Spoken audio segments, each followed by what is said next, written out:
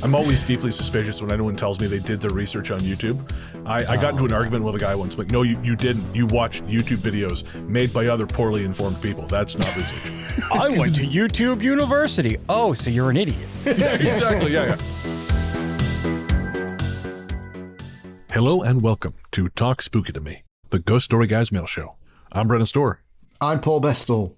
And this is our opportunity to hear from you, our audience. Or ordinarily, it would be. On this episode, we have guests.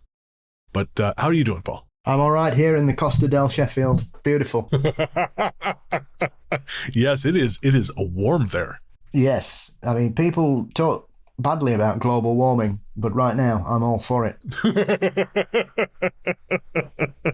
We've got a drought on. We can't use a hosepipe after tomorrow in Yorkshire. But hey, at least we can still drink some water. Things haven't got that bad yet. And Paul Bestall's going to have a great tan. I am. I'm going golfing on Saturday, just to make sure. Fabulous. Why wouldn't you want to play golf in 90-degree heat? I mean, I have a list ready if you want it, but I assume it's a rhetorical question. Yeah, it is. I went to a car show the other day. That was sort of my contribution to summer. Yeah, some friends texted me and said, hey, do you know this is happening just down the road? So I went out and had a peek. But I tell you, it was cool. You know, I know fuck all about cars, and I don't care to know fuck all about cars. It doesn't matter to me whatsoever. But, you know, I appreciate they're nifty and I like driving. So I was looking around. But of course, because I am bald and I am in middle age, if I stop too long at any one car, someone is going to think, oh, he knows something about cars. And I would like to let's have a conversation about this. And I cannot tell you, Paul, how little I want that, because then I have to tell them every time, oh, I know nothing about this. And if you try to educate me in any way, I will claw my eyes out like Sam Neill in Event Horizon. Yeah, I always say, what I know about cars, you can write on the back of a stamp. Yeah, no, that's it. Cargo vroom. That's exactly the extent of my knowledge. I thought you'd be counting the days down because I noticed that obviously here in the UK, we're currently in the midst of an Oasis revival, and they will be playing Toronto in August. Oh, no kidding. Well, I'm sure those tickets are already sold out. Well, you could be like people here and paying £600 for a ticket they thought would give them VIP access, but instead they just stood alongside everybody else who'd paid $200 for them. My brother-in-law took my 13-year-old nephew to that show. Cardiff. I think they actually went to London. Oh. But what a fucking waste. That kid knows, he doesn't even know what the Oasis in the Desert is, let alone the alternative band. He may as well have set that money on fire. Yes. I had to unfollow a couple of pages because, you know, I was very fortunate. Yes, I lived it. I loved them. But that was 30 years ago. You know, it's one of the best gigs I ever went to. I went to see him at Nebworth, 125,000 people there. Lovely day in August. Amazing lineup, apart from the bootleg Beatles, who were crap. And it was a magical time to be alive. I saw them 22 times. Brilliant. Holy shit. I mean, 3 times they were the worst band I've ever seen live. The other 19 times they were phenomenal and great. But, you know, 16 years after they split up, I'm not paying £500 for that. No, that's fucking bonkers. No chance. You know, good luck to anybody who wants to go. Fine. I'm not going to tell you you're wrong, but no. Think how many books I could buy for that now. Oh, yeah. No, that's an insane amount of money. I would never pay that for tickets to anything. I've already seen my bucket list shows. I saw the Pogues. I saw Leonard Cohen. I saw Guy Clark. The only other show that I could possibly want to see would require a necromancer. So, you know, maybe £500 for a necromancer. I don't know if I want to see Zombie Towns Van Zandt. As I say, I've seen them a lot. I wouldn't want to see them. I mean, the last time I went to see them was in 2005, and I thought, yeah, I think, you know, it's been great, but I think we're on different paths now, guys. That's it. And I'm sure what my nephew saw of the show when he looked up from his phone the handful of times, I'm sure he enjoyed it. They're in Manchester this weekend, so that'll be absolutely mental. That'll be like the fall of Rome for 3 days. And folks, you might be thinking, what the fuck does this have to do with anything? And you will be pleased to know that this is a great introduction to our upcoming conversation with Dave and Sarge from Cryptid Cocktail Party. We have an incredible chat with those guys, but it's all over the place. We'll just put it that way. We talk about conspiracies and other things. It had to be heavily edited in some places because there were some federal crimes discussed. Lizard people. Lizard people. Yeah, it's a whole thing. It is a great conversation. With no further ado, we're going to cut over to our conversation with Dave and Sarge, hosts of the podcast Cryptid Cocktail Party. I think you're really going to enjoy this one. Welcome back. As promised on this episode, we have some very special guests. We are joined by Dave and Sarge from the Cryptid Cocktail Party podcast. And folks, if you're not listening to the show already, you are missing out. I was listening recently to their 9/11 Debunked episode, and I don't often find myself listening to podcasts and thinking, I wish I was part of this conversation. That one, I desperately wanted to be on that call. So I've been very much looking forward to having them here. Dave and Sarge, welcome to the Ghost Story Guys. Thanks for having us. Thank you. Yeah, it's great being here. I'm a little concerned that you mentioned that episode because right after we recorded, literally the day after we recorded it, Harvey Levin from TMZ said there was a what was that, fifth plane? I forgot all about that. And it was like there was a fifth plane and it just landed and everyone got off. It's like, this is breaking news. There was a fifth plane and it never took off. Oh, that's right. That's right. Oh, okay. But yeah, the guy from TMZ, he's the one really breaking this case wide open. Well, and in a timely fashion too, I might add. Yeah. he is on top of it. He was only 24 years late. That's pretty good. Good for him. You know? Good for him. I only watch C-SPAN. I also do when I need to sleep. I was going to say, do you have trouble sleeping? Aren't you in the UK? Can you count some sheep? At least one or two. Yes, absolutely. Well, we are. Yes, there's lots of animals very close by. One of my favorite things about the UK is like badgers. Like when I hear about UK wildlife, I always hear about badgers and I'm like, are these things really like a problem? Or is it like great whites where everybody's scared of them, but they don't really do anything? Well, technically, officially, they are our largest predator here in the UK. Okay. If you don't believe that black cats are running wild in the countryside, which they are. Yeah. I don't know. I don't know, Paul, Prince Andrew's pretty tall. Photos. Oh, well, yeah, he's a very dangerous predator. As are some BBC presenters. And I wasn't going to say it. Well, you know, it's a matter of fact there. The criminals' trials have all proved them guilty. Anyway, but they can be buggers. Right? We were once stuck because we lived near the Peak District, and a few years ago we went to a pub quiz out there, and on the way back we got stuck in a traffic jam behind a badger that wouldn't get out the road for about 10 minutes, and it was just like walking along, wiggling its fat ass like this. And then after about 10 minutes, it thought, yeah, I'm finished fucking about with these people, and then just bombed through a hedge. But a friend of mine was cornered by one in a farmer's field for about 20 minutes, and she said it was quite frightening. And I've never had that close an encounter with one, but they are big, hefty buggers when they get going. Wow. Jesus. You were, in actual fact, almost killed by a cow, though. I was chased by a herd of cows nearly to the point of death, which I always thought was an urban myth till the bastards nearly killed me. That is a horrifying way to go. It was. It followed me into a wood, one of them, and got on and stood on this hill staring at me like Uma Thurman in Kill Bill. Jesus. I could just hear that woo, woo, as it was staring at me. But yeah, I always thought it was nonsense. And they ran all across the field. There must have been like, I don't know, 50, 60 of them. And we literally got into the wood with, I don't know, a couple of meters to spare. Because they were. And that's the last time Paul tried to milk a bull. Yeah, yes. Especially blindfolded. Wait, you blindfolded it first? Well, the farmer said he liked it that way. So, see, Dave, I told you we'd only get about 10 minutes in before I could get in a couple of dick jokes. Yeah. Get him out of the way early You and warned me not fast. to. oh, it's fine. That's why. Honestly, that's what in the email I was like, don't worry about it. I just assumed that would all come through. Like, yeah, no, that's fine. That's fine. It's better be safe than sorry with Sarge. You know, you gotta be like preemptive, and then because he'll find a way to put dick jokes, name of my sex tape jokes wherever you can find them. Listen. In my defense, I am a veteran. Okay, that's fair. Okay, that's valid. Goes with the territory. That's all I'm saying. Okay. That's fair. It was a fighter jet that we found. It was an Iraqi fighter jet, right? On an Iraqi base.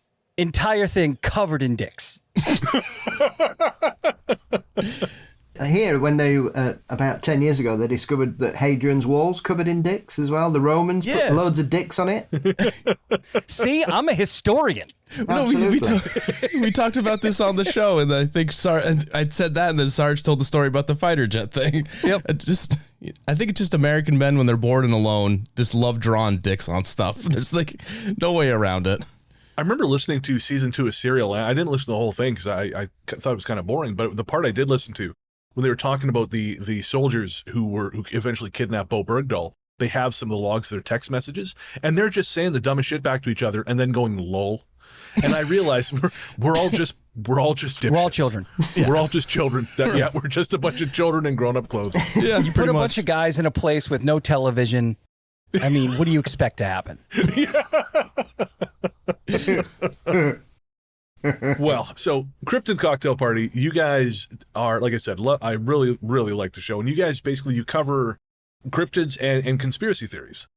Dave, you kind of tell the story, and then Sarge, you kind of react to it. And as I said, I really enjoy both, like obviously it's very funny, but also just very, very well researced. Oh, thank you. Dave does an amazing job. He does more in 2 hours than I do in most of the week. And I appreciate that you're not afraid to say like, I think this is maybe not real. Like, that's something we try to do on our show. You know, because we like to say there's enough weird stuff in the world, you don't have to make stuff up. Yeah. And you did the Gurning Man in Scotland, and you basically kind of came away with, I think this is probably just bullshit. And goddamn, I wanted that to be real so bad. Yeah. But for me, like, even if a story isn't real, I just enjoy the stories. You know what I mean? Yeah, like, sure, yeah. You know, even if it's like the Gurning Man, you know, if it turned out that it might be like an internet kind of thing that popped up, like, even then, like, it's pretty good, like, modern folklore, but also it's like a pretty good, like, cautionary tale, like most urban legends and folklore are, which is like, you know, if you're a woman at night, walking alone is kind of terrifying. Maybe it's not so much a cautionary tale, but more just like, this is what women experience and more people should know it. So maybe they'll tell it in the form of a herky-jerky linguini man rubbing his nipples in the night. In a unitard, no less. With a deep unitard, yes. Yeah. I've seen stranger things in Glasgow, I have to say.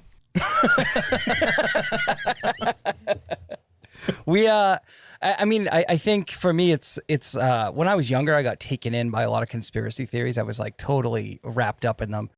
And then, you know, the dominoes started to fall and I realized how nonsensical they are. And so I'm a huge skeptic, but at the same time, I very much want a lot of these things to be real. Sure. Yeah.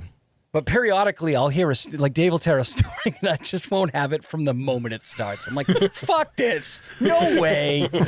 You're out of your mind." I think it's. What was that good. the one episode we did where I just was not on board from the moment you open your mouth? So we did Captain Mark Richards. I don't know if you're familiar with who Captain Mark Richards is. He's this guy who claimed that he was part of like a secret space program, and he had a ship that was like half machine, half organic, and it like bonded with him like the mechs in Pacific Rim. Like you had to have like a connection to it. Yeah. And he did all these crazy space missions and fought in wars on Mars and stopped the Earth from being destroyed like 100 times over. And this is all before he's like 30. Yeah. Thank you for your service. Yeah. But we did it in 2 parts because the first part, that's a story that he's telling this lady, Carrie Cassidy, on this. She has her own YouTube channel called Project Camelot, which is bananas conspiracy theory bullshit.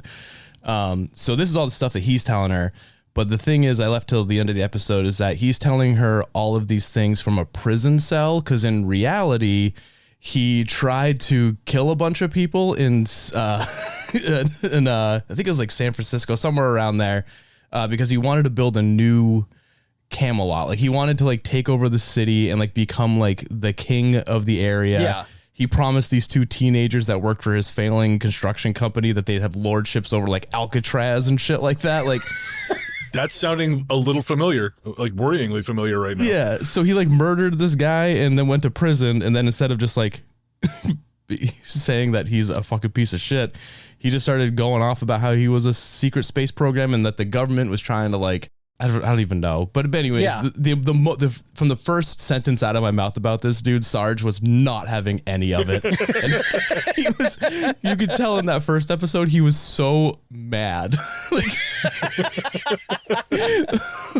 It was to the point where I was editing the episode and I had to text like other people like after it dropped. I was like, did Sarge seem like he was having a really bad time on this episode? He had to text me. He was like, dude, are you all right? It's like, calm down a little bit. We're just telling stories. But I think that's a good dichotomy to have, because I'll just roll with the story because I think they're fun. Yeah. But if I don't have someone there to be like, this is fucking stupid, then I guess because I'll say it, but not to that extent. Yeah. But it makes Sarge like a good fill-in for like the audience. Like I assume his reactions are like what a lot of the people listening's reactions would be if I was telling them that story.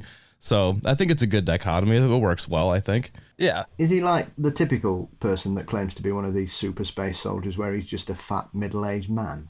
No, I found a picture of him like during his trial. He kind of looks like, remember when Tim Allen was arrested for trafficking all that cocaine? Oh, right.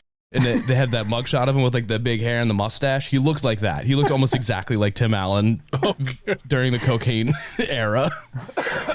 So he too could still have a successful mediocre sitcom. He That's could. true.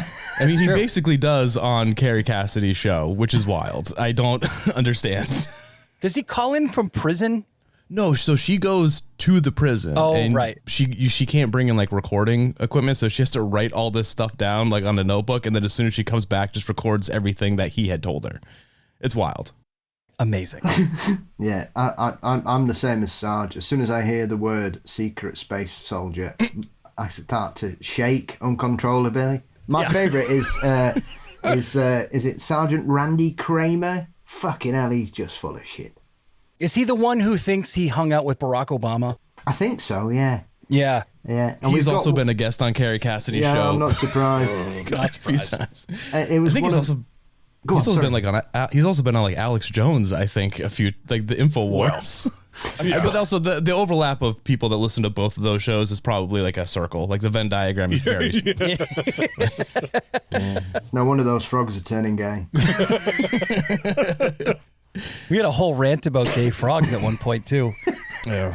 I just remember thinking how amazing that would be to like, you go to like a swamp and it's just so elegantly decorated. It's like a bunch of frogs listening to house music. A bunch of frogs hanging out by a sauna. Yeah, it's got fairy lights out around back. Like, yeah, it'd probably be really nice. I was saying to Paul, I was at the gym today, and there was this kind of heavy guy in a towel looking at his phone and then like looking around, and I noticed him looking at me, and I thought, oh Christ, here we go. So I went into the sauna, and 2 minutes later, he's in there. Oh, And no. so I'm just like, no, eyes ahead. And when he realized it wasn't going down, he kind of huffily left. And then when I showered and I went and got my shit, he was still sitting on the bench by the sauna, looking at his phone and like kind of like looking up every time someone walked past, desperately hoping someone would fuck him. I think he's waiting for his Grindr date. Oh yeah, no, he 100% he is. No, he is desperately hoping someone will fuck him. Like that's I figured that out a long time ago because I noticed these dudes would follow me in the sauna and they would start doing all these sexy cat stretches, and I just thought they had bad backs. Sexy cat stretch. But because they're like putting their hands on the wall and like kind of arching their back, I'm like, what the fuck are all these guys doing? Every time I'm in here, there's some guy stretching his back, like bending over. What? And then someone's like, Brent, autismo. They're hoping you're gonna fuck him. Yeah, maybe you should get a new gym. Because I mean, at some point, when enough guys stretch in front of you, you're gonna start to wonder. I mean, that's up to you. As you said, we don't kink shame here, but Yeah, no, I actually stopped going in the sauna for about 8 months. Once I figured out what was happening, because I'm like, I don't know how to parse this. I don't know how to human well enough to like to like politely turn this down. Because I remember there was an ex-cop, and he was just standing there bare ass naked, like toweling his balls in front of me in the sauna, talking to me. And I just thought, I'm not equipped for this. I'm just not equipped for this. I'm gonna go buy a condo on the moon and just wait out the apocalypse. I can get you some soldiers if you need protecting. yeah, I don't know how. I've never gone into a sauna, just because like I don't want to feel like a baked potato you know, That's just fair. wrapped in my own skin, melting slowly. But I forget that people take off their clothes in there, and that would be uncomfortable. I don't want to be around naked people. I don't even like to be naked. Same here, man. Yeah, exactly. Same here. Keep something on. Bring a bathing suit or something. Yeah, no, that's it. I always go in there in shorts. And like I said, I just assumed, okay, some people are more comfortable with nakedness, but there was this one, like you say, one guy just really made a point of doing the butt shake thing. And I finally told a friend of mine who, you know, kind of helps interpret the world for me. And she's like, oh, yeah, no, you should. They're making some assumptions about you, big guy. I just go in there because my apartment's cold, but okay. But I mean, like Big Bear energy. I was gonna say, yeah. that's kind of flattering in a way. Oh, yeah, it's very flattering. 100%. These are good Gay looking men guys. have excellent taste. I never get offended when I get hit on, and which happened a lot when I wore the Bigfoot suit down at Pride. Yes. But at the same time, like, I'm like, man, I feel pretty good about myself. Hell yeah. Because this guy can have any guy he wants, and he's, you know, giving me the eye. All right, sorry, I can't help you. Yeah, I'm saying I'm not buying what you're selling, but I appreciate the enthusiasm. Yeah, thank you very much. I don't know what I would do with all of your equipment. I don't know how this works from this angle. I'm sorry. And I really don't want to find out. yeah, that's fair. Thank you. Yeah. You're very nice. So I'm kind of curious, how did you guys get started together? Presumably you were friends before the show. No, actually. No. So I started the show in 2023, and it originally started, it was, I would bring on like different friends and different guests and stuff like that. And we did that for about like a year or so. And then I had Sarge on one time because I followed him on TikTok, and I just enjoyed his brand of comedy. And so I just shot him a message like, hey, do you want to be a guest? And he came on, and we did, I think it was Massachusetts folklore, which is basically just folklore from everywhere, like a disappearing hitchhiker, shit like that. Yeah. And then a haunted Dunkin' Donuts cup. Yeah, there's shit like that. The haunted Dunkins in Marblehead. Woo! Pretty much. And then like it was like a few months later, I asked him to come back on for another episode. And then I was like, you know what? I'm just going to shoot my shot. And I just shot him a message, be like, hey, would you want to be like the permanent co-host? You know, like, and he agreed. And then it's been going on over a year now with Sarge. So Yeah. Oh, Yeah. okay. I mean, it's been so much fun.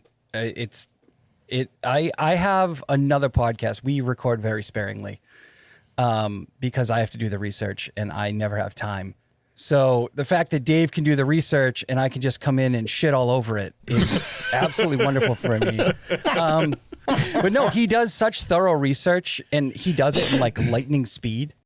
He'd be like texting me at like 12 in the afternoon right before we record. Yeah, I'll be there in a minute. I'm just researching this entire show.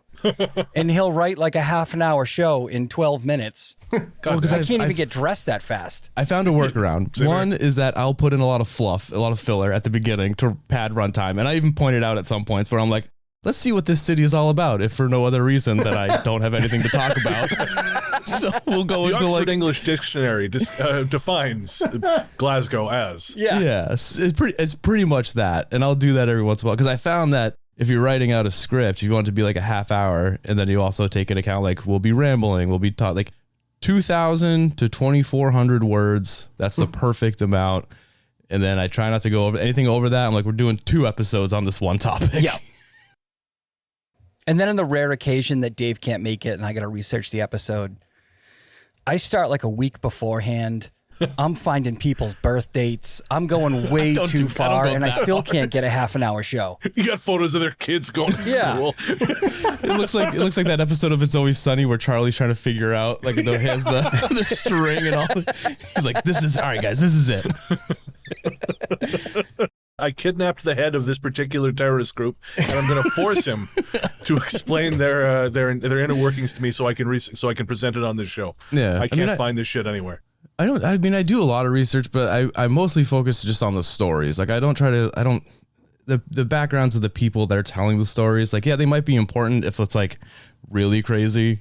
But to me, it's like the story and then maybe what happened to them after they told the story. Cause a lot of them, they get ostracized from their communities and it's not great, but I try to I like the story aspect of it. So I'll spend a lot of my time just reading basically the same story on 15 different websites because most of the time it's the same. But but every once in a while I have to like pick and choose which story I want to go because sometimes there's different. It's like a game of telephone. Like the same story gets told so many times that there's different. So I find the most exciting one, and then I'll try and like work my magic around that. But yeah, if it wasn't for Sarge, I don't think it would be a half hour long. I think it'd be like a 15-minute episode. Yeah, I have a problem with tangents. You're on the right show. Sorry. The thing I hate the most about researching these, though, is the stuff I find the most fascinating only has like 12 words about it. Yeah. It's in green font on a black page. Yeah.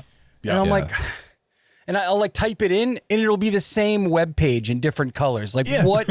Why does no one else write about this? Yeah, that's one of the downsides. Like, I found so many cool things like that I wanted to do episodes on that I'm like, this is not even a 5-minute segment. Like I can't do a whole episode on this. And we've done a few like multiple stories in one, but I don't first of all, titling that episode is a nightmare because you can't put like all the names of every cryptid in the one title. So I'll just do like cryptid mashup or something stupid like that. Like right. That's what I had to do with the Appalachia one that you couldn't be on.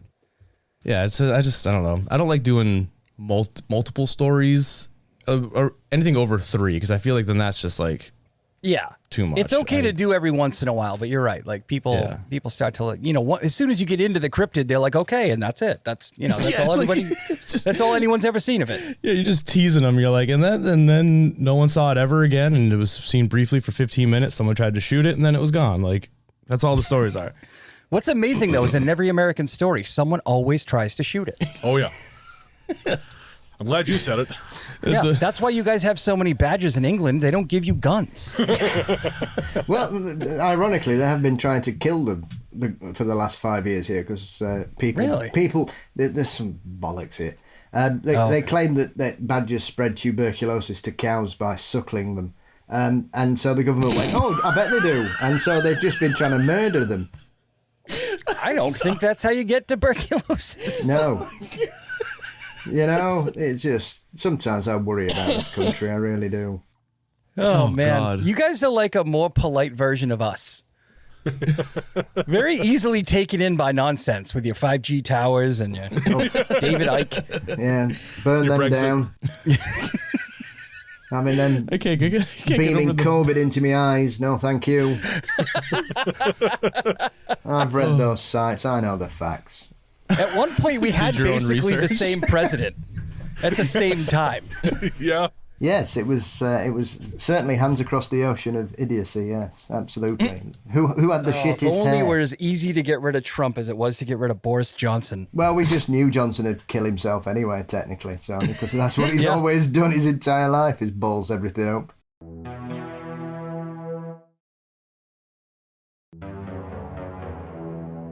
Coming back from a lengthy edit, wherein several crimes were discussed, voted on, and approved. Motion passed. Jesus I got to know, have you guys done any conspiracy on the show where you kind of thought, well, maybe? I mean, I know on the 9/11 one, you said there's a couple weird things like Pentagon-wise. Again, that was still a plane, but you can understand why someone would be. If they were that way inclined, they might be like, oh, this doesn't seem right. Again, you have to be kind of stupid to. I would have to say the 9/11 one, not the Twin Towers, not the Pentagon, not the plane crash in Pennsylvania. I watched a documentary. Well, not a documentary. I shouldn't say that. It was a YouTube thing, so that's not really fair to documentaries. There's a guy named Flesh Simulator. You guys should all check him out. He is amazing. Look, as the guy who's normally typing out his erotic novel as we speak, I know his name is a little suspect, but I'll tell you, literally the day after that episode dropped, the Harvey Levin thing came about, and then right afterwards, Flesh Simulator dropped a video on Building 7. There's some weird shit about Building 7 that I didn't know about when we were recording. Okay. For instance, like the records of many financial crimes, and especially the financial crimes of the guy who owned the World Trade Centers. And I mean, it's kind of weird that the building just went down many hours an after Italian other soccer buildings player. fell on top of it. After buildings fell on top of it, it's weird that this other building fell down. Yeah, you're right. Well, you would think it would go down with the other buildings, is what I'm trying to say. It was a slow burn. All right. Yeah, I guess so. But and even then, I'm pretty confident the building just collapsed because 2 buildings fell on top of it. But That's fair. it was the only time I was ever like, well, Yeah. maybe. I don't think we've ever talked about a conspiracy that I thought could have been, mostly just because like we do the crazy ones. Like, Yeah. I mean, if there's one that I want to be real, it would definitely be Hollow Moon. I think that is amazing. That'd be hell so yeah. great. I think that the moon is a alien space station is one of the funniest and funnest ones because it doesn't hurt anybody. It's not hurting. Yeah. Like it's not, Yep. Yeah.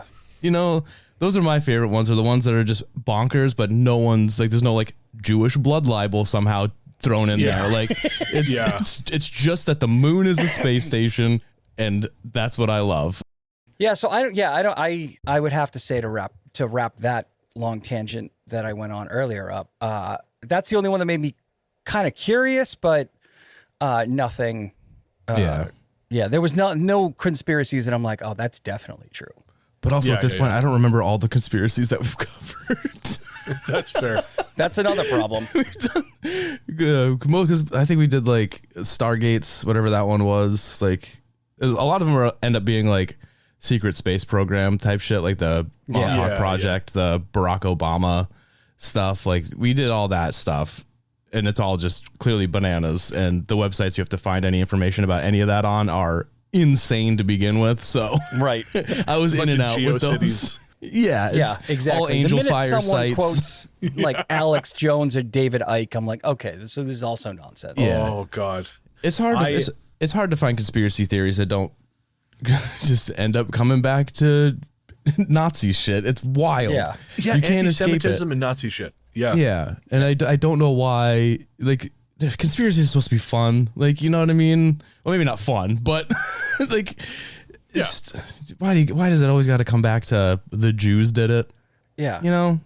I years ago, I caught up with a guy I went to high school with, and I hadn't spoken in close to 20 years. Yeah. And we're having a great time. You know, I never liked him in high school, but he seemed like, okay, he's, you know, it seems to come out okay. And had an interest in some of the spooky stuff that we talk about in the show. But then all of a sudden, the globalists. Oh no. Yeah, 100%. Christ. And it just Good for just him. downhill from there. And I'm like, nope, we're done. We're done. This is over. Train of gold. Yep, Globalists, we're done. That's the worst one, too. Yeah. Oh, yeah. The globalists. That's like we just know. You know what they're talking about. Like. Oh, yeah. Globalists, you know exactly that's InfoWars information, because Alex Jones is the only one that says. I mean, everyone says globalists now, but that's like his trademark. He like, started it, yeah. Yeah. So anyone, if you even say the word globalists in a way that you are serious about it, I'm like, ooh, I don't think I can talk to you anymore. Exactly. Yeah, and there is a really like again, there are some conspiracy theorists when I was younger, like the black helicopters. Yeah. Yep. You know, I love that. Like that seemed like kind of cool. The black helicopters are almost like sentient helicopters or something like that. Okay, that's fun. I can enjoy that. But there's a smugness to conspiracy theorists that drives me nuts. Yeah. I remember years ago I was at it was a Jello Biafra speaking show where he was just, you know, he was doing one of his speaking tours. It was in Vancouver. Yeah. That's amazing. And someone asked him a question about Building 7. And of course, Jello in his distinctive Jello way is like, what's that? And the guy goes, you don't know about Building 7? And Jello goes, man, I don't live on the internet. What do you want? Yeah. You know? But this guy was just, you're just some smelly asshole in a room full of people. Like some really cool people were in that crowd too, just watching Wrapped. But this smelly asshole was like, well, I know something Jello Biafra doesn't. Yeah, because you watch YouTube videos in your refractory period. Like this is not research. But that's all they want. They want to think that they know something that you don't know. That's why they're so smug about it. They've got it all figured out. Yeah, like With their we know IV the truth. of Mountain Dew. They did their own research, so they know what's up. They know the real truth. Exactly. I'm always deeply suspicious when anyone tells me they did their research on YouTube.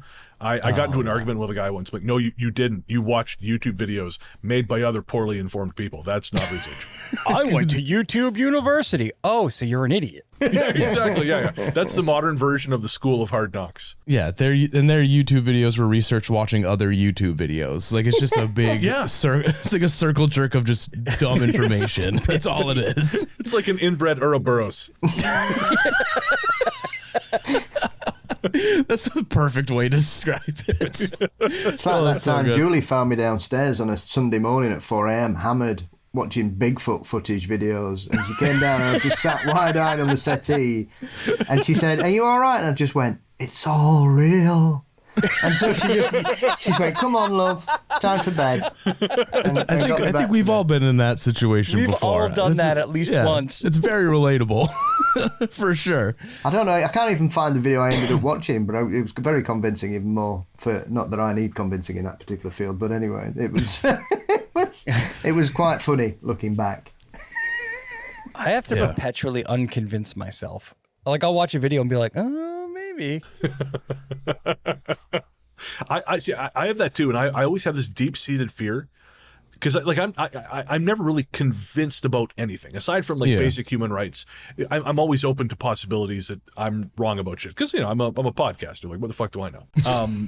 So I'm always a little bit worried. Like, what if the idiots are right? Dude, oh my God. I worry about that all the time. Yeah. I think I brought that up on our 9/11 episode. I was like, in researching this, it's like, yeah, some of these points are really good. And I'm like, what if Alex Jones is always right? Like, what if we're all, and then I have to be like, no, they're the fucking idiots. They're dumb. I'm smart. I graduated high school.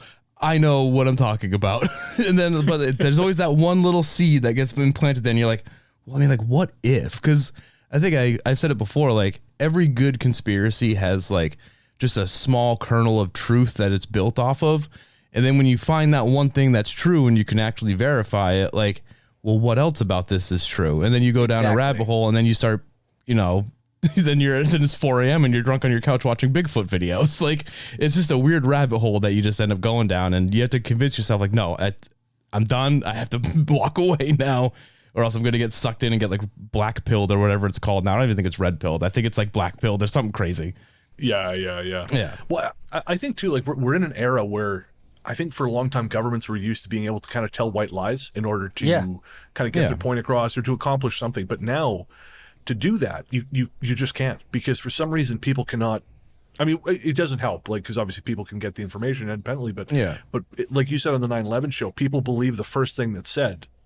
Yeah. And if it's corrected, like, oh, we got that wrong. Oh, they're covering something up. Yeah. And I think about masks with the COVID thing, right? Like, at first they were telling people, like, don't buy all the masks. They're not, valuable for your purposes. And really they needed them for doctors and first responders. But it was such a poisonous lie, because all these dipshits all of a sudden, well, I thought masks didn't work. Now you want me to wear one, muzzle me like a dog? I'm like, kinda. Yeah. That's exactly what I I'd want. be fine with you being muzzled anyway. 100%. Yeah. I'd like to keep this going for you specifically.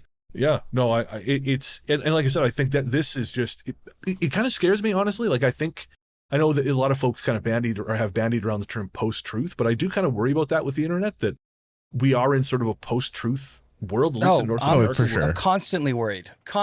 And also, like, now with AI, like, any news video can be, like, they're getting shared, or like I remember with was it the flooding down in like North Carolina or whatever. Like, there was, I think I just watched this on, I think it was like John Oliver's show.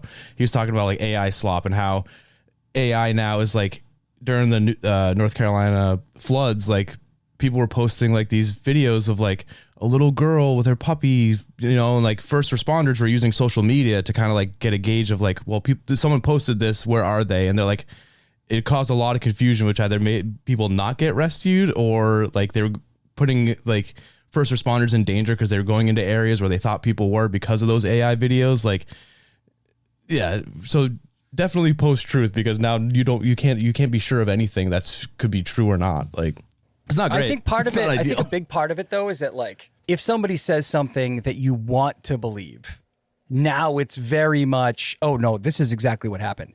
Like, my father didn't see Elon Musk saluting the next Reich, but insisted that that's not what it was. And I was like, Dad, I literally watched it. And literally, this is a guy who's all of his uncles served in World War II. And I'm like, that's exactly what it was. And I showed it to him, and he's like, no, he was saying his heart go. And I'm like, Dad. Then I just started laughing because I'm like, there's no way I'm going to convince you. And the fact that you're willing to believe this is so absurd to me that I can't even take you seriously as an adult.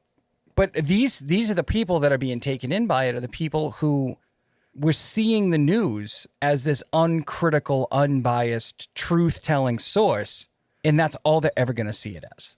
You know, the Fox News viewer, or even, you know, to some extent, the CNN viewer, though the tide seems to be turning against them, they're just taking whatever they're seeing and saying, nope, this is the truth now. Why would someone go out of their way to put this on there if it wasn't true? And I'm like, let me tell you about dark money. Yeah, why has anyone lied about anything in the past? Definitely not to gain power and influence. That's insane. It's absolutely baffling. We posted a meme about Elon over on the Instagram. And we had a bunch of dipshits jumping in the comments going, well, you have to call the Roman salute. Yeah, you know who named it that? The fucking Italian fascists. Yeah. That's who named it that. Man of the people Mussolini. Yeah, exactly. Yeah. Well, let's just hope things end just as well for Elon as they did for Mussolini. Oh, from your lips to God's ears.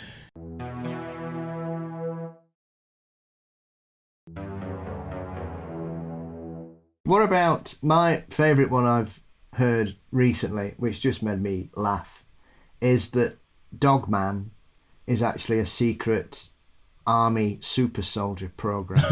And that's what they are. They're weaponized hybridizations used by the US Army. And this was also on a program where somebody said, well, I'm the expert on this subject. I interview the best cryptozoologists from around the world on my other show. I'd never heard of this man, ever. I had no idea who he was, but apparently he was the expert on the Michigan Dogman, and that was his theory. And I thought, well, I've never heard of you, and that's bollocks. Yeah. I've never heard that theory either. I feel like in our community, the word expert carries a lot of weight. No, it's cool. Sarge, you're a veteran. It's cool. You can tell us. You worked with Dogman, right? Like that's... Is that what went down? Actually, one of my favorite knobs things on that plane. So one of my favorite things about being a veteran is getting access to things that other people wouldn't have access to normally. There's a whole area of Cape Cod, Massachusetts, called Camp Edwards, and we go there and we would train. And I was seeing Alex Jones posting about FEMA death camps. And he had posted a video about an area on Camp Edwards that was a FEMA death camp.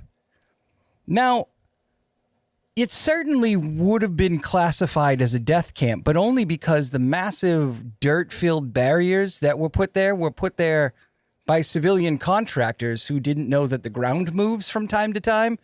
And so the barriers were like falling inward. So yes, you could have died, but not because of FEMA. Oh, but also, this was just a training installation. They built a mock-up of a forward operating base like you would train at in Iraq for the National Guard to prepare to go to deploy. Well, that's what they would tell you to tell us, though. I can't. Yeah, of course. It's not like you could... Sarge is a psyop. I'm calling it now. It's not like you could just go to this base because they have regular events there for civilians and drive by it and see it or anything. Well, they would just lie to us and say that it's training. Oh, okay. So anyway, I heard that and I was like, you unbelievable moron. This is like the simplest, quickest thing you could disprove. You could talk to a truck driver from a transportation company in Massachusetts and they would have been like, yeah, that's where the showers are. Because like even the dumbest of the military knows that that's just a forward operating base. But it's like with the whole Jade Helm thing, right? Like he doesn't care about the truth. Like that's he doesn't care. Part of the problem, right? Like it's just about stirring people up, keeping them scared so we can keep shilling his bullshit supplements and just filling everyone's head with nonsense so we can keep making cash. Yeah, well, I had a friend 100% what it is. I had a friend who they live in Missouri and they were panicked because the military was rolling tanks into their neighborhoods. And then I looked it up and it took me maybe 30 seconds. And it turns out there was just a military exercise in the next town over in like some abandoned area. And they were just doing, military training exercises there. Well, that's what they would tell us that they're doing. It's clearly They want you to think. that's what they want you to think. They're out looking for the Loop Guru. Looking for the what? Loop Guru, the southern werewolf. Oh. It's like the Rougarou. It's basically Yeah. it's like a New Orleans, Louisiana. Yes. It came from I like like French. Yeah. Yes, absolutely. Paul is my Dave. He's the guy who knows things. Okay. Yeah. And I think then I nice. just make sex jokes while he tries to sound dignified. Yeah. The Rougarou is basically like for Sarge. It's kind of like a werewolf, but like it's just not a curse. Like you choose to become one. Yeah. So it's a very really different. really Why weird rules. wouldn't I choose to become one? Yeah, I it's like would you want- choose yeah, to I'll be a werewolf. Yeah, you choose to become one, but it came over because I think there's the Lougarou is in France, and I think when it came over to Louisiana and this like French Creole area, it became Rougarou with R's for some reason. I don't know. Gotcha. I think it came from like there was like a Wolf of Loudun or something like that. It was like an old French story. I think it stemmed from there, and then it turned into the Lougarou, and then the Rougarou in America. I mean, if you encounter it, it's not great. I can't imagine it's a fun. It's got really weird rules. Like you only change for 100 days, and if someone sees you transform, then the curse passes to them. Yeah, they become Oh my one. God. So it's But not like your standard you stuff. have to do that for 100 days? Apparently, yeah. I Yeah. take it back. I don't want that. That sounds lame. What if I have like an appointment? Hard lines. I don't, Sorry. just you got to reschedule. Yeah. For this, I have to point you to that documentary, the great Canadian documentary Wolf Cop and Wolf Cop 2. I've seen Wolf Cop. Wolf Cop is great. I haven't seen Wolf Cop 2, but Wolf Cop 1, It's okay. cinematic masterpiece. I'll tell you that much. I was at a fan expo back in 2014. It was the only one I ever went to, and it was I think just before Wolf Cop had come out. And so they had the guy there in the full makeup and costume. But hell yeah. the movie wasn't out, so I'm like, what the fuck am I looking at? There's just there's a werewolf cop here apparently. Okay, sure, yep, that's Man, fine. these furries are getting real lifelike. Oh, that's yet another show where furries come up. Okay. Sometimes it's inevitable. Furries will come up at some point, at least in one episode. We actually had this come up a few times, and we had a listener finally comment on Spotify. You know, this is like the third or fourth time Brendan's brought up furries. I'm starting to wonder if he's trying to tell us something. I'm like, no, I'm just a pervert, but I'm not that kind of pervert. I just like saunas, man.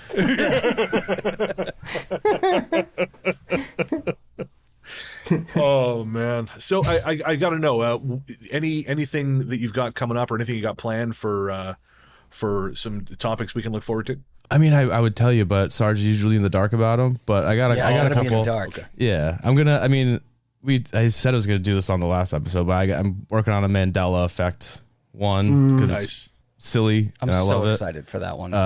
Besides that, that's the only one that I've already said publicly that we're doing. So the I'm Mandela looking effect is forward to gonna that be. one.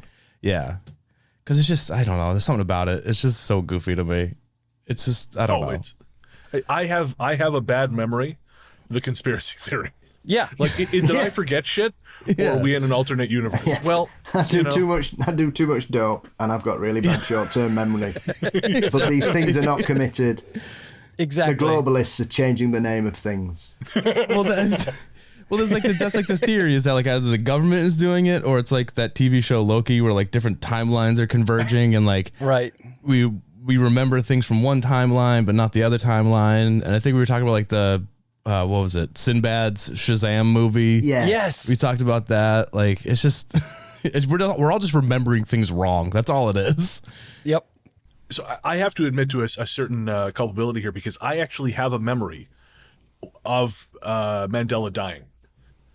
I am certain I am one of these and I'm sure I'm just misremembering, but I do have somewhere buried away in my brain when people started talking about this. I'm like, oh yeah, no, I remembered it that day, but obviously I don't. But you know, it's. But do you actually remember, or do you just remember it because people said they remembered it? That's the Exactly. thing. Like it's all. Yeah.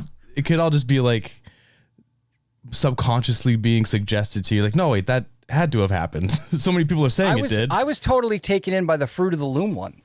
Oh yeah, I the could have sworn cornucopia. there was a cornucopia. Yeah, okay, that's another one. Yeah, 100%. The only one that got me was the Berenstein and Bernstein bears. That was the only one where I was Okay. like, no, it's Berenstein. It has to be, but no, it's Berenstain. I'm not saying it the other way. It's Berenstein Bears. I don't care what anyone says. I think the Mandela one is the fact that lots of people didn't know the difference between Stephen Biko and Nelson Mandela.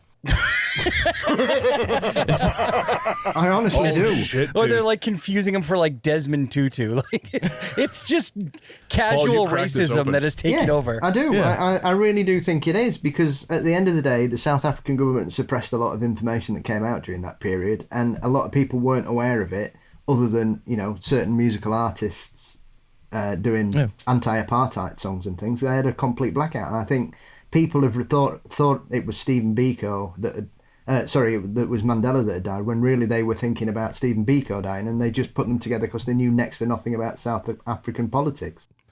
Probably, That makes yeah. sense. Sounds about right. That tracks. Very That plausible. makes a lot of sense. All right, next. Look at that. I don't even have to do the episode now. I'm just going to revert people to Switch. this episode, and then they can learn about it here.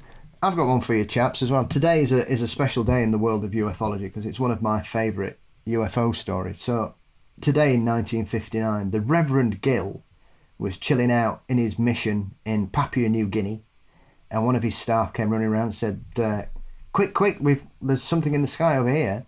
And they were visited for the next 3 nights by a bunch of aliens on a floating pad that kept waving at them. Oh, hell yeah. And he stuck to that story all his life. He did interviews about it in the 70s. And the thing that's always struck me about that is, obviously he was a deeply religious man, because obviously he was in the Pacific as a Christian missionary. Yeah. And he never ascribed it to an angel or a visitation from God. He said these were aliens, and they were just waving at each other for like 3 nights. And it's a really great story. And it happened. It started today in 1959. I love familiar. that. Those are my kind of aliens. I'm going to do some more research on, because that's adorable. Yeah, that's a really Just heartwarming friendly alien aliens. story. No one's shooting at them. They're coming down to say hi. Yeah.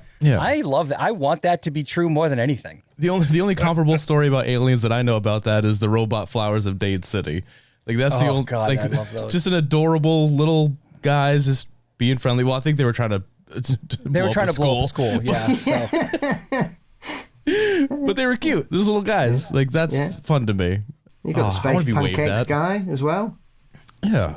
I forgot his name. The guy who had a pancake made for him by an alien when they visited his farm because they'd run out of water. Oh, I don't know that one. Joe, what's he called? Something like Joe Simonton, I think. That was in Wisconsin. Simonton. Yeah. The space pancake, and he saved one. He saved one of the space pancakes, and Project Blue Book came and took some to test it. So that's a great friendly story, like interplanetary cooking. See, the alien sex painter guy. Oh, yes, I know about the alien sex painter guy. Yep. I tried to do an episode on him, but that's a whole rabbit hole. David Huggins. That's dude. Dirty David. And then the guy down in Brazil who multiple times apparently had sex with an alien. Oh, is that Villas Boas? I think so, yeah. Andreas Villas-Boas, yeah. Yeah. Yeah. Amazing. Sexy alien woman kept assaulting him. Dude, I want one of those paintings from that guy. I don't know how to get them, but if he sells prints of them somewhere, I would buy every single. Like this office would be completely redecorated. They're very disturbing pictures, though, aren't they? Oh, they're not great. But that might just be because he's not that great of an artist. Some alien woman riding him, and that doesn't look like fun, David. Stop it. Doesn't look like fun, but it's funny. If it's real, that's very traumatizing. But if it's just he's insane, that's amazing, and I love it so much. Oh, all right, guys, we'll start wrapping it up here. But there is one thing I want to say before we go, because there was something very particular. I've been following you on Instagram for a while, but it was actually a post you put up that really kind of put you on my radar and made me want to have you on the show, because I admired the shit out of it. And I'm just going to read it here because, again, I think this is something that has needed to be said for a long time, and I think it points to a real problem in the paranormal community. And so this is what the guys said. They said, "It's wild to me that there are so many people in this community that believe in Bigfoot, ghosts, aliens, interdimensional beings, or that the pyramids are ancient power generators or some shit, but somehow cannot wrap their stupid fucking heads around the concept of someone being a trans, non-binary, gay, etc. How can you believe in an 8-foot-tall, hairy humanoid being that may or may not be an alien or interdimensional that no one can definitively say exists, but the idea that a person is trans or queer is so fucking out of this world to you? Eat a dick, you absolute knuckle draggers." Yeah, I forgot about that last line. So eloquent. Hey, well, I'm I'm a wordsmith. What can I say? You know, I know how to. It's beautiful stuff. Yeah, No, when I feel I wholeheartedly agree with that. Dave showed it to me and he's like, is this too much? And I'm like, no, perfect. Post it. yeah. No, I love that. And I just think it's so important for guys like us to say that shit. Yeah. Because there's so much bullshit out there. For some reason, you know, we deal with it a little bit in our audience too. There, we still have some Trump supporters in there. And I don't mind saying that I think the guy's a piece of garbage. We dealt with one today. Oh, really? Yeah. Yeah, he said what did he say? The admins of this page are scrotums? Call us scrotums because I posted a picture of Sarge and Cam at Gay Pride. Yeah. Call us scrotum.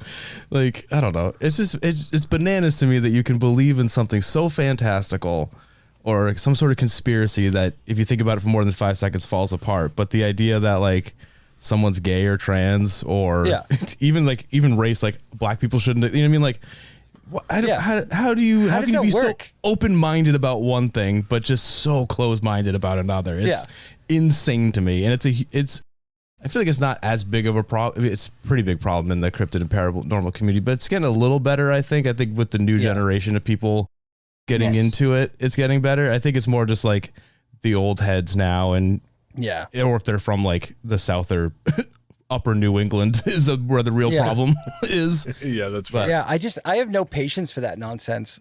Yeah. Like, first of all, it doesn't fucking affect you. Second of all, you're not a biologist, you morons. Like, biologists have said for years now that there's more than 2 genders. Scientifically, I forget how many, but it's like, you know, you have XX chromosomes, but you're born with the other genitals, or you have XY chromosome, but the Y chromosome is a little bit off or whatever. So it's like, if you know that people can be born without legs, it's possible that they'd be born with male genitalia, but it doesn't really quite fit. Like, just accept it. Like, it's not going to hurt you.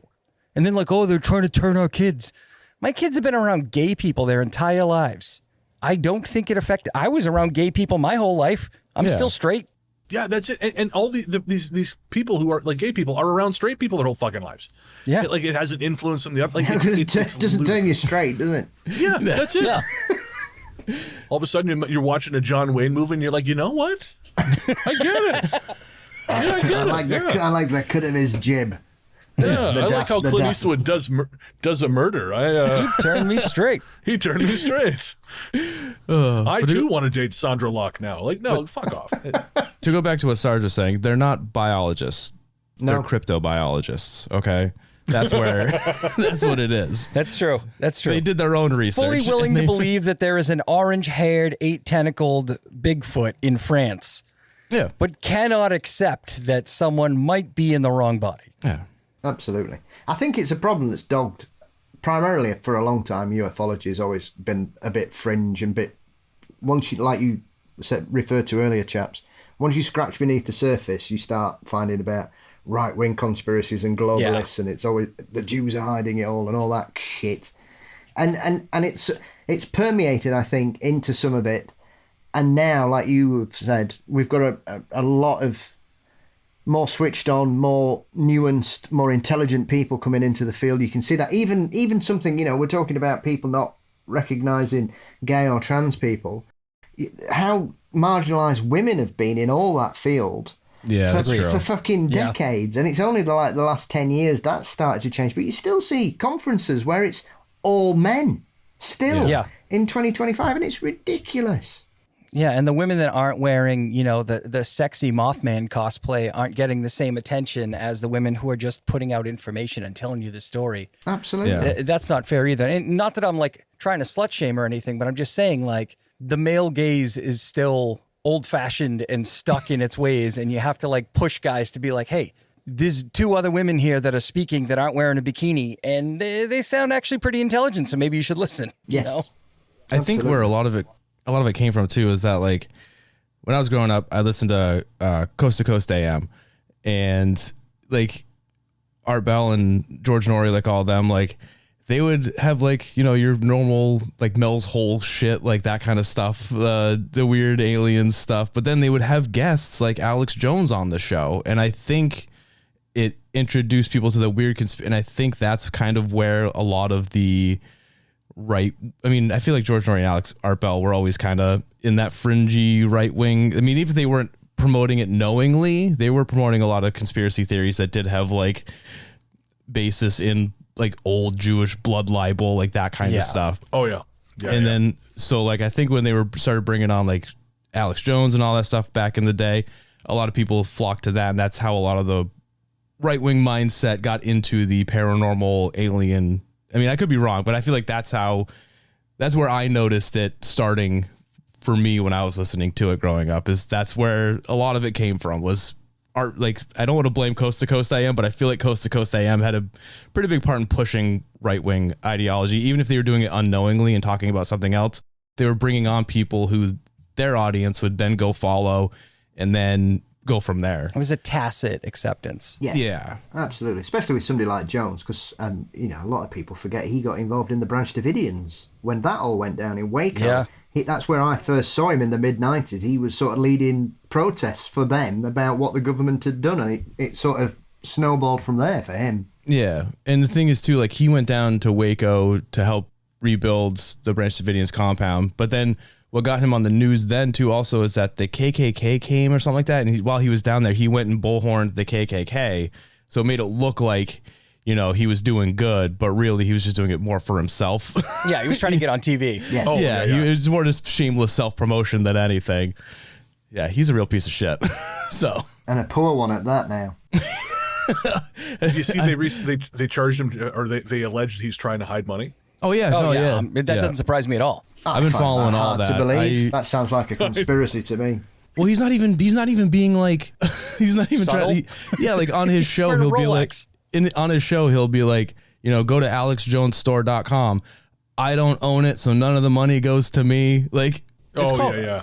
you know, he's basically funneling his audience to another shell company that I think like his dad owns or something like. Yes, It his is, dad yeah. is a big part. Yeah, Doesn't count. I'm on base. Yeah, so I'm on like base. You can't get me. he's just an idiot, dude.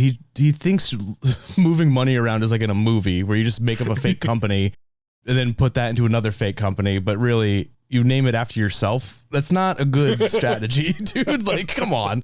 Not Alex Jones Inc. Yeah. He needs to open a chain of fake pizza shops like the Mafia. Yeah, exactly. Or like That would work. laundromats, something like that. Somewhere like a cash business. That's something that you can easily Health and launder safety. through. Yeah, Exactly. Exactly. All right, guys. Well, thanks again for hanging out with us. Our guests have been Dave Sarge from Cryptid Cocktail Party. Guys, if you like what you heard here, you're going to want to listen to that show. It is a lot of fun. It's a breath of fresh air in the paranormal world. And in all seriousness, guys, like, you know, a lot of jokes. It's been great fun, but just thanks for not being silent. Thanks for saying the things that are important to be said. Again, I think our community needs more of that, and I really value that about what you guys do. Thanks, man. Thank you. Yeah, Thanks. I mean, we got Means a lot. No matter how we have a pretty small platform, but we have a platform nonetheless. So I feel like if we don't use it to do that, what's the point? Like, Yeah, we have to speak up. We have to speak up. 100%. So just before you go, where can everyone find you online? you can find us on Instagram at Cryptid Cocktail. We're on TikTok, Cryptid Cocktail Party. It's basically the same feed for both, so choose one or the other. Yeah, if you want to, you know how to find podcasts. You're listening to one right now. So There you go. We're at whatever platform you're listening to everywhere. this on.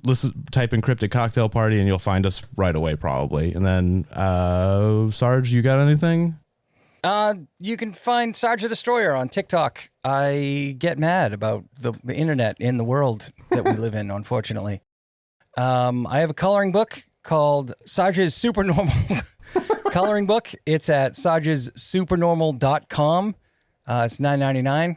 And if you don't like it, you can just, roll it up and stick it up your butt. I don't care. But there's activities in there. It's a lot of fun. And I unfortunately feel like I willed it into existence because I do a lot of making fun of the president of America. And unfortunately, he got reelected. So coloring book's evergreen.